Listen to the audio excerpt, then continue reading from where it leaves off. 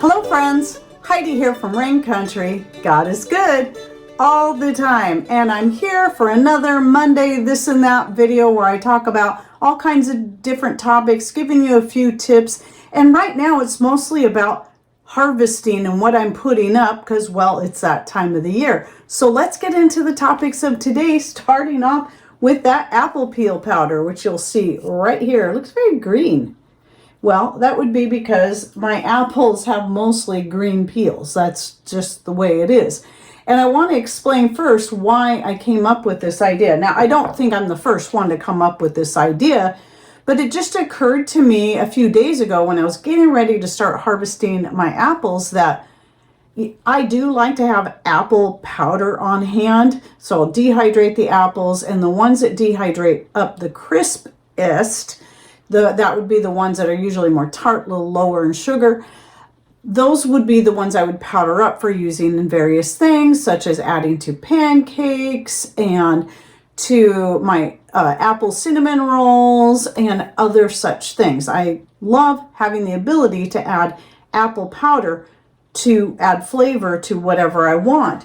But then I got to thinking, why instead of using up my perfectly good apple slices that I dehydrated, and I know I'm only going to make so much vinegar, as you can see going back here. There's actually mostly cores in there right now. I did still throw some apple peels in there, but I know I'm not going to be making enough vinegar to use up all my apple peels, and my chickens get a little tired of eating the apple peels when I throw them out to them.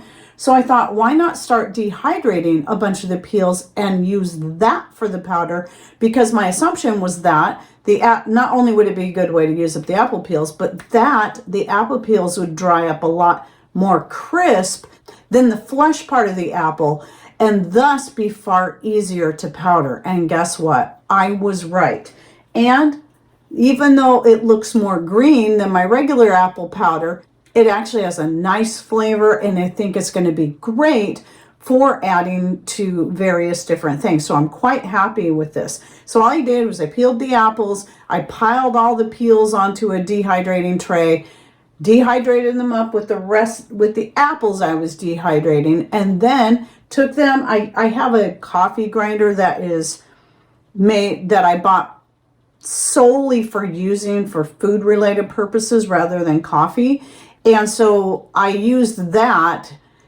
Sometimes I'll use my blender. It just depends on how much I'm trying to powder up at a time. But since I was only doing a little bit at a time, I went ahead and used that to powder it up, and it worked great. And then just started filling my jar. So right here, you can see I've got, how many are there? 7 jars. Wait, there's six jars. 5 of them are full. This one here is only half full. It looks like it's more full than that, but it can be smashed down quite a bit. So I have both of my dehydrators in the other room packed full of apples yet again for the 3rd time.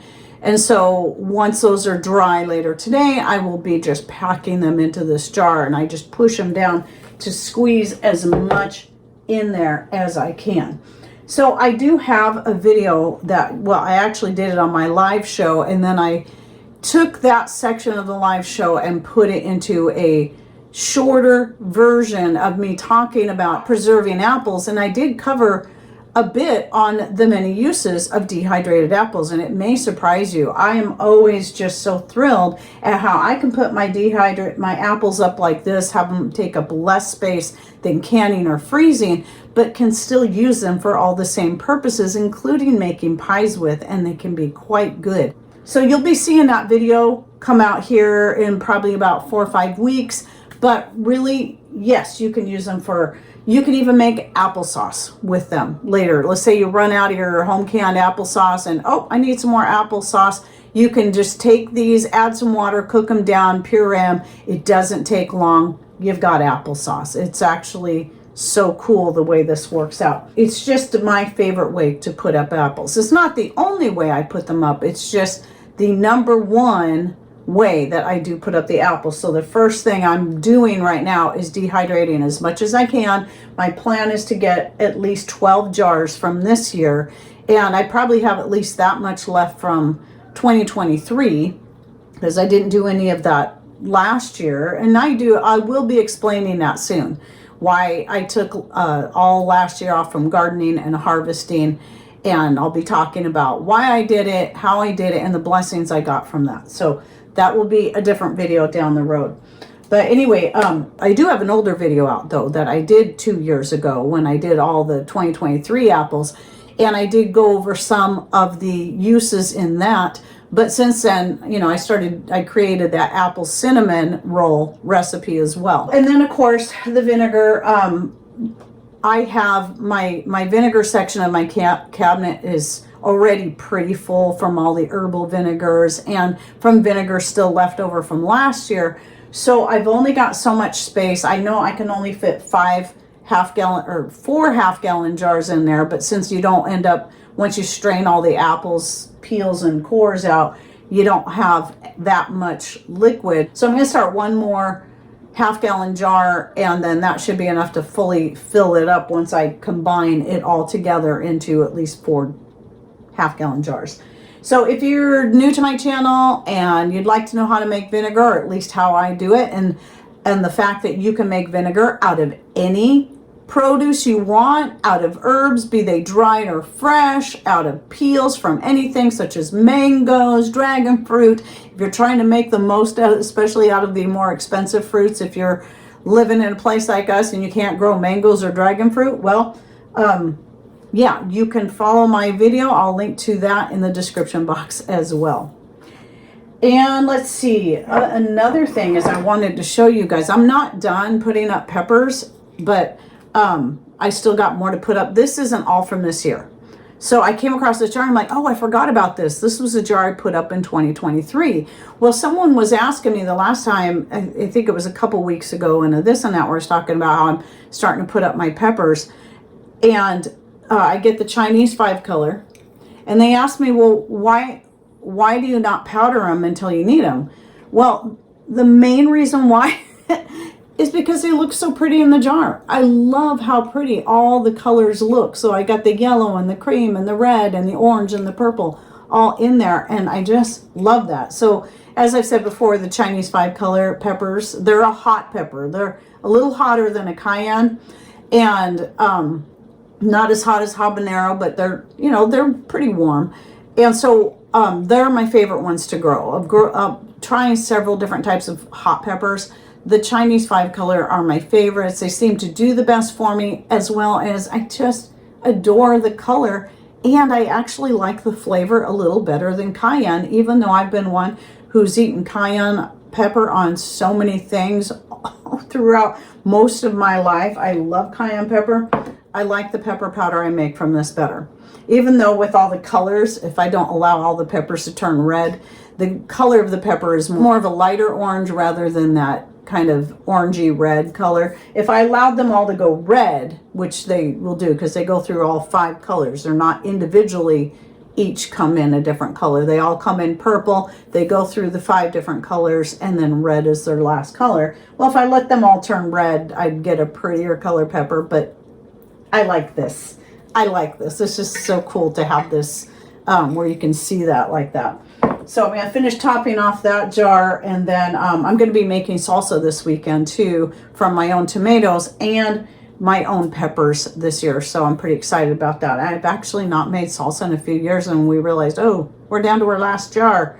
Well, just in time. I'm going to take the rest of my tomatoes after I got a whole bunch of dehydrated into flakes. The rest are going into salsa.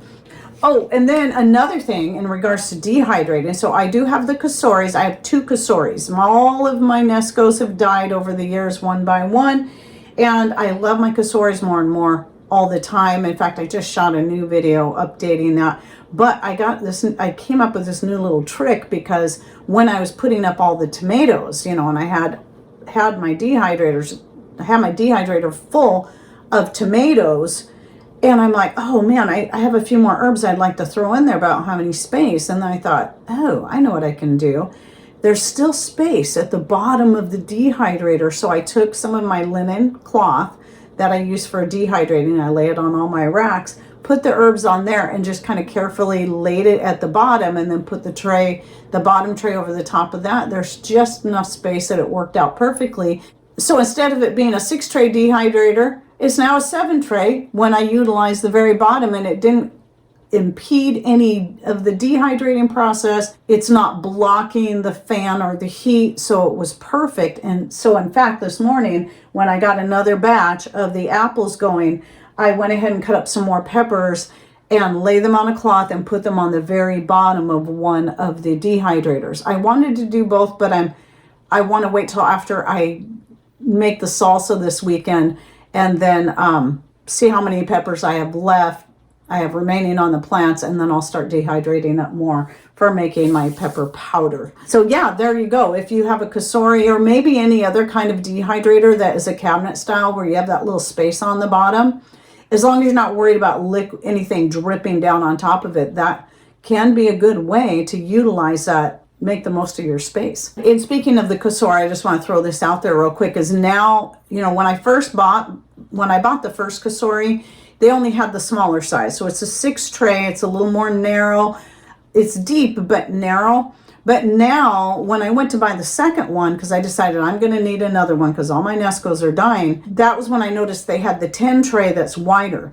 But I still chose to go with the smaller one because I knew I looked closely at how they're constructed, how the feet are, and knowing where the vents are. This is the important part. You got to know where your vents are on your dehydrators like that. And there's no vents on the top, and they've got feet, so they have space underneath, so you don't have to worry about overheating. And so I knew that by getting another smaller one, I was going to make the most out of my counter space, because I could then stack them and just keep them in that one space in the corner of my counter in there in the other room. And so that has been working really great for me. So if you're one that wants more dehydrating space, but you don't want something so big taking up more space on your counter or wherever you're putting it, that's an option where you can get 2 of those, because I think 2 is approximately about the same price as buying the one bigger one. And then you can just stack them, so you're using your upward space instead of your outward space. So that's why I do it that way, and it's just been a really great system for me.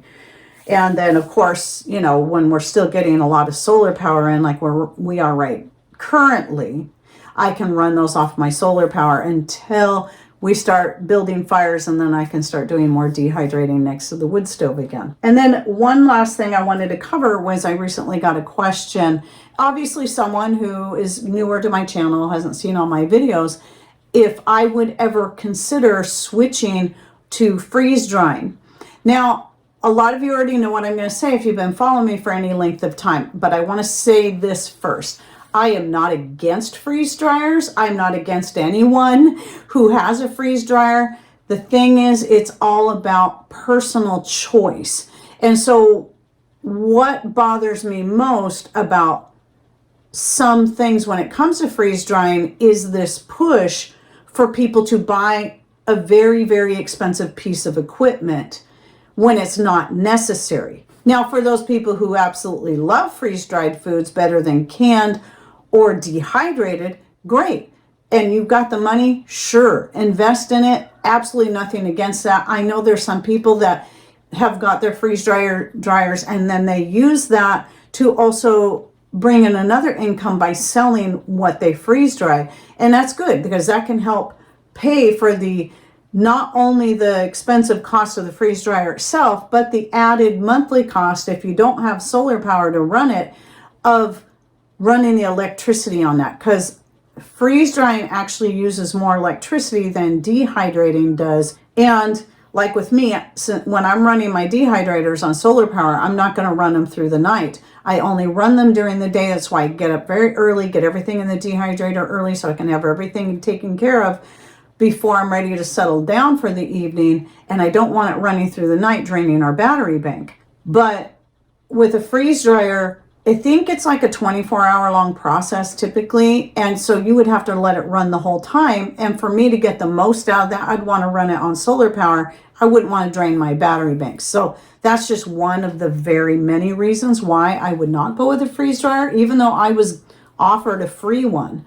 And I'm just like, nope. What I'm going to do is actually link you to a couple of videos that are going to be more in depth of the research I did on freeze dryers, how much of the nutrients you're actually saving, which isn't what you're made to believe. It's not entirely true. Some of it is true, but not entirely. Just remember, any nutrients you save will be lost the minute you start cooking that stuff. So unless you're eating it straight out of the jar that you're storing it in, you're not going to get any more out of it by freeze drying it. So if that's your number one reason for a freeze dryer, it's not a good reason.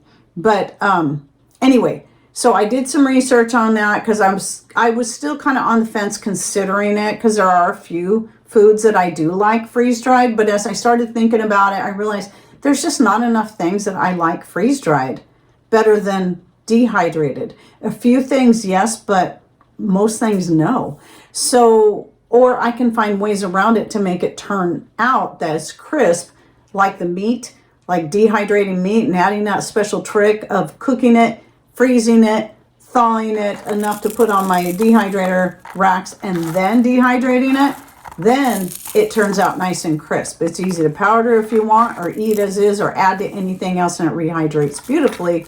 Unlike meat that you just dehydrate and it's always kind of chewy. Even if you cook it and dehydrate it, it can still, certain meats will still turn out very chewy, but that freezing process in between makes it like freeze dried. So it's just not for me. There's just only a few things I like to have freeze dried, but I could live without when it really comes right down to it. And those few things, for now, I just go ahead and buy the organic and non-GMO version of it, like the sweet corn from Mother Earth Products, which you can always find their link in my description box down below. And some other things, since I can't grow them anyway, that I bought from them are their mango and their pineapple. Now, I don't always like the freeze-dried version of those things, but sometimes I do, especially if I want to powder them up and use them as flavoring in various things. So if you're interested in learning more as to why I won't do it and the research I did and what I learned, I suggest you check out the 2 videos I'll be putting down below